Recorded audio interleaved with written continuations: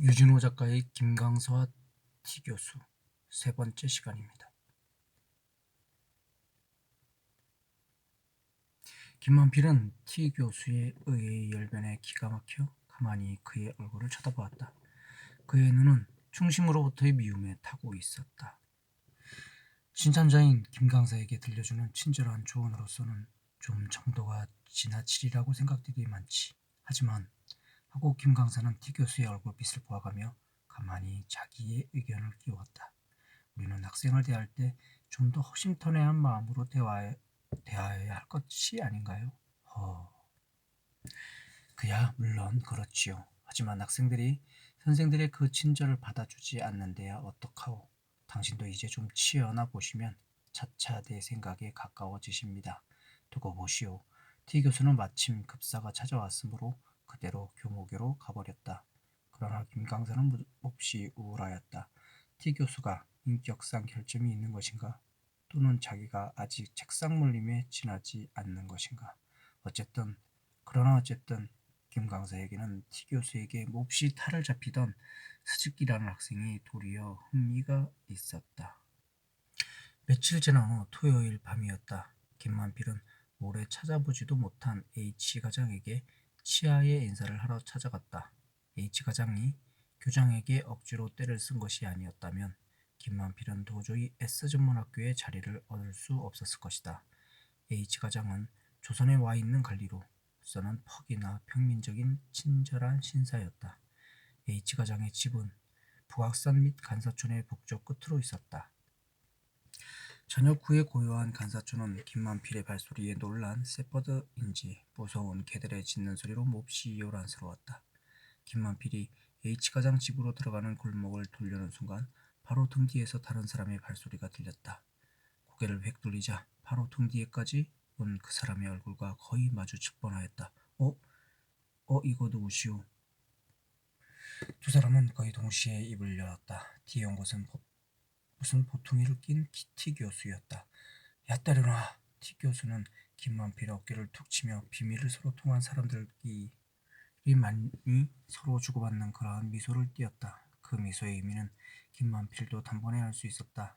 베스니 야떼로 와케데모 아리마센가. 당신도 나는 책상 물림으로만 알았더니 상당하구먼. T 교수는 여전히 그 미소를 띠고 있었다. 하긴 당신도 아시겠지만 나는 H 과장의 힘으로 이번에 취직이 된 것이니까요. H 과장은 나의 은인이니까요. 그야 물론 그렇지. 그렇고 말고 나는 H 과장하고 고향이 한 곳이라오. 네, 그러세요? 김만필은 더 할 말이 없었다. T 교수는 잠깐 무슨 생각을 하더니 벼랑간 H 과장 집 부엌으로 들어가는 문을 열며 김만필을 보고 잠깐만 거기서 기다려 주시오. 우리 같이 들어갑시다. 뭐요? 이거 왜 이러시오? 세상이란 다 이런 게 아니오. 하며 T 교수는 손에 들었던 물건을 한 번 번쩍 쳐들어 보이고 문으로 사라졌다. 잠시 아까 일본말이 나왔는데 야떼루나 할 짓은 다 하는군 이란 의미의 일본말입니다. 데스니 야떼루 아케데모 아리마센가 별로 무슨 짓을 하는 것도 아닙니다 라는 뜻의 일본말. 야떼루나 할 짓은 다 하는군. 야떼루나 할 짓은 다 하는군. 베스니 야떼루 와케데모 아리마센가 별로 무슨 짓을 하는 것도 아닙니다 가 생각나서 다시 한번 얘기했습니다. 김만필은 T 교수가 가지고 들어간 것이 무엇인지를 깨달았다. 이 꼴을 한번 학생들을 보여주었으면 하고 생각하니 김만필의 마음은 몹시 우울하였다. 부엌 속에서 하냐하고 무엇인지 소곤소곤하는 소리가 들리더니 곧 T 교수는 들어 나왔다. 이번에는 들어갈 때와는 달리 몹시 위험 있는 태도를 회복하고 있었다. 기다리셨지요? 그는 김만필에게 간단히 말하고는 잠자코 앞서가서 정면 현관의 주인종을 눌렀다. 그날 밤 H 과장 집에서 나온 후 T 교수는 자꾸 어디든지 잠깐 차라도 마시러 같이 가자고 졸랐다.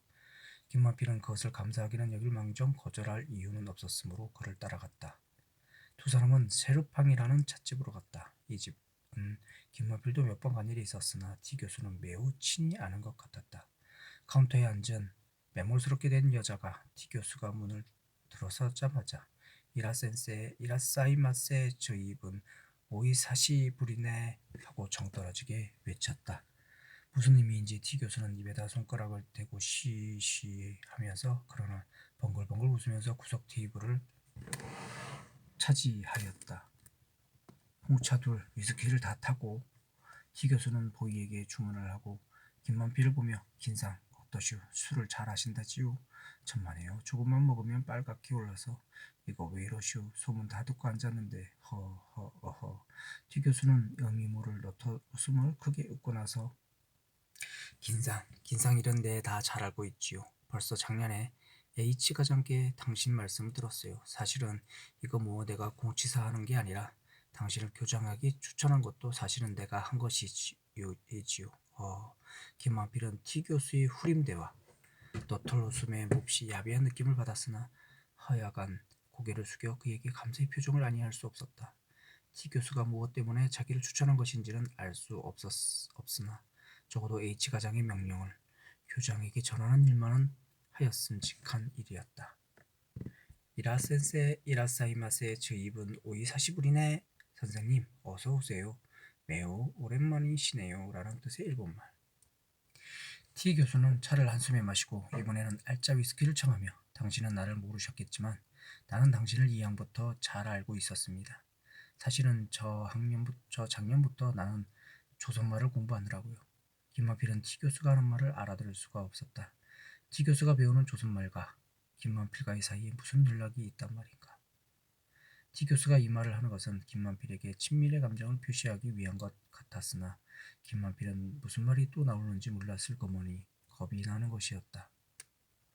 조선말을 배우느라고 신문에 나는 소설과 논문을 학생들로 통역해달라며 읽었는데 우연히 당신이 쓰신 독일 신흥작가 군상이란 논문을 읽었어요. 정말 경복하였습니다. 독일 문학에 대해 당신만큼 연구와 이해가 깊은 이는 온 일본 안에도 적을 것입니다.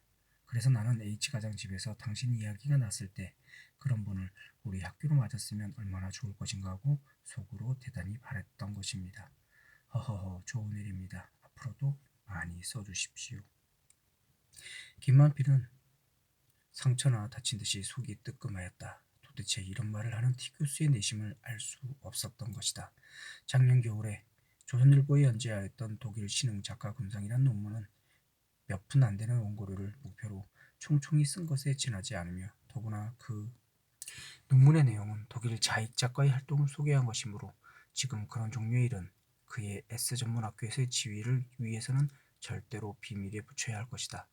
그러므로 이러한 비밀을 T 교수가 일부러 쳐들어 칭찬하는 것은 칭찬이라는 이보다 도리어 위협으로 들렸다. 도대체 T 교수는 무슨 까닭으로 김만필에게 친절을 억지로 보이려는 것일까? 모를 일이었다. 세르팡을 나왔을 때에는 둘이 다 얼굴이 취하고 시간도 11시가 지났었다. 그러나 T 교수는 어디든 한 군데 더 다녀가자고 놓지 않았다. T 교수는 몹시 명랑한 태도로 앞장을 서서 바흐트암 라인을 콧노래로 부르며 아사히 마치 어느 뒷골목 깨끗하게 차린 오뎅집 노랭을 젖히고 안으로 들어갔다. 여기에도 그는 가끔 오는 눈치인 것이 30이 넘을락 말락한 게이샤 태물인 듯 싶은 여자가 아까 셰르팡의 마담이 외치던 것과 똑같은 소리로 외치는 것으로 알 수 있었다. 다만 센세이라고 발음하는 것만이 달랐다.